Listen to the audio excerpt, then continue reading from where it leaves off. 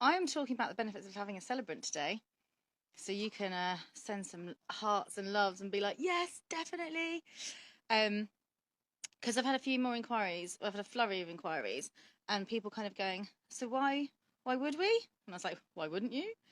Um, and I wanted to go through the benefits of having a celebrant because, yeah, hearts, hearts, hearts, yay. Um, I do quite a lot of couples where they've been really busy wedding planning. Really attention to detail. I mean, Remy, like your attention to detail was amazing, and really focused on everything. But and this isn't aimed at you, Remy, just because I know you're online.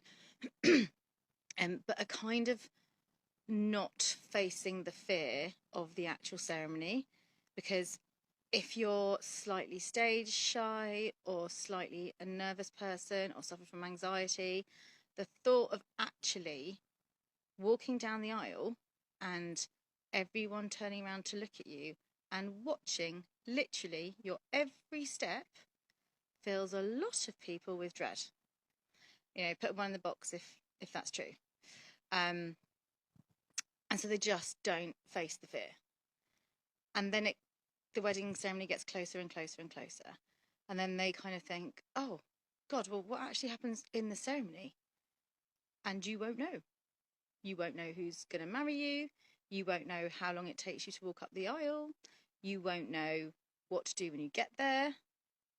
You won't know what kind of tone the registrar is going to use. You know nothing.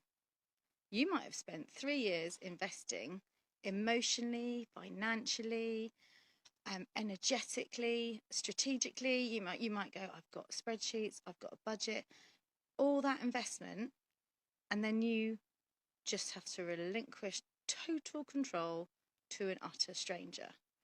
And that's not something I would advise you do.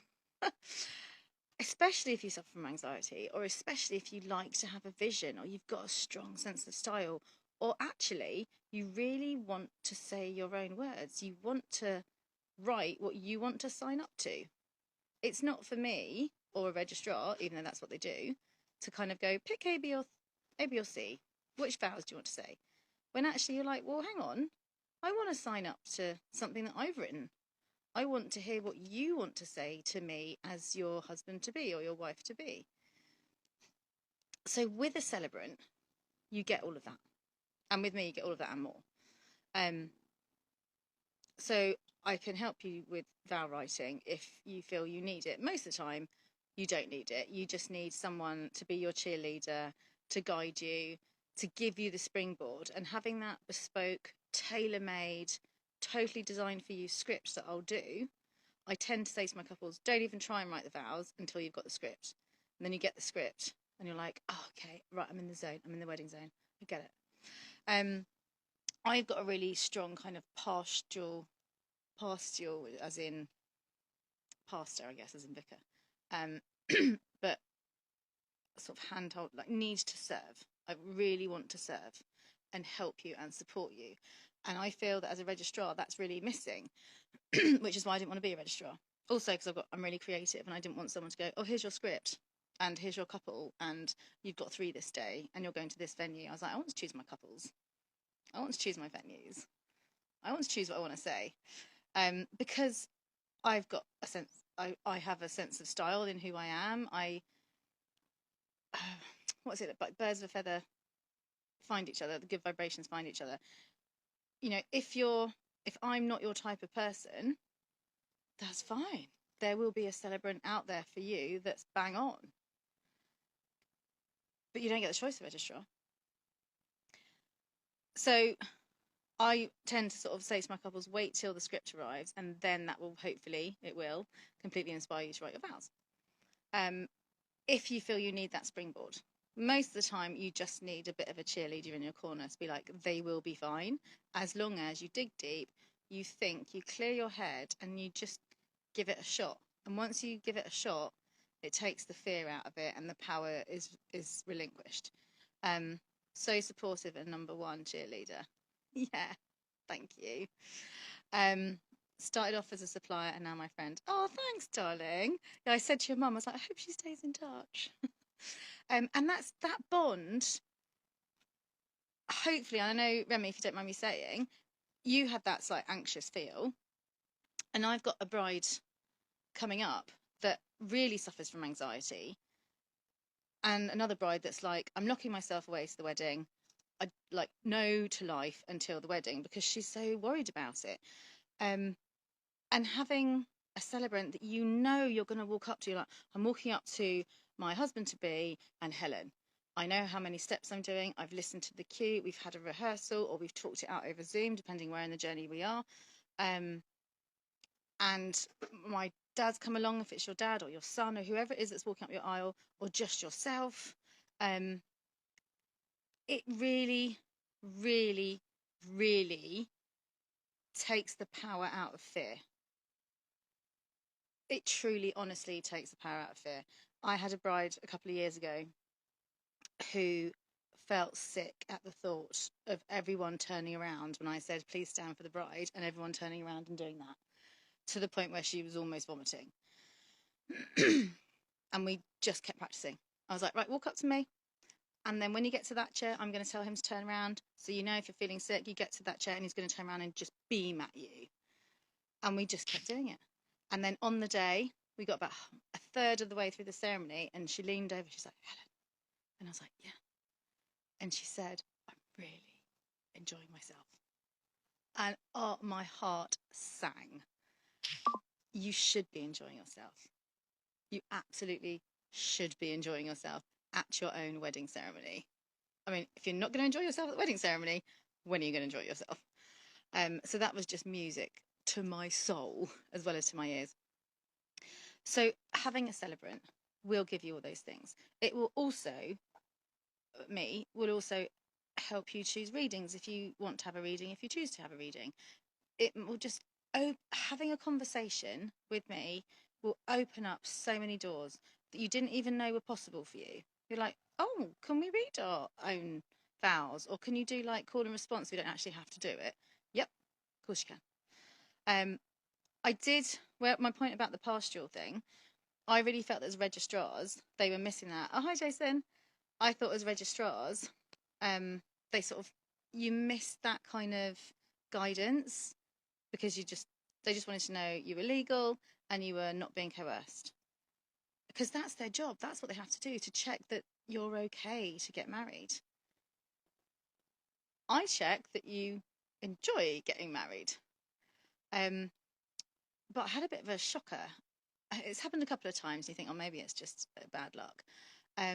Where I've had people that have wanted to get married in church because they really feel they've been joined together by God, or they want it done in the house of God, or whatever is their motivation to get married in church. And actually, a slight caveat, it wasn't Church of England, it was the Catholic Church. And the vicar said, here are the 3 readings I'll let you do. Hi, Nick. Here are the 3 readings I'll let you do. Let me know which one you want. And I was like, did you go to wedding classes? And they're like, oh no, they don't do that anymore. I was like, what? I said, well, do you know what his sermon's going to be on? And she's like, no. I was like, do you know anything about your own ceremony? She's like, not really.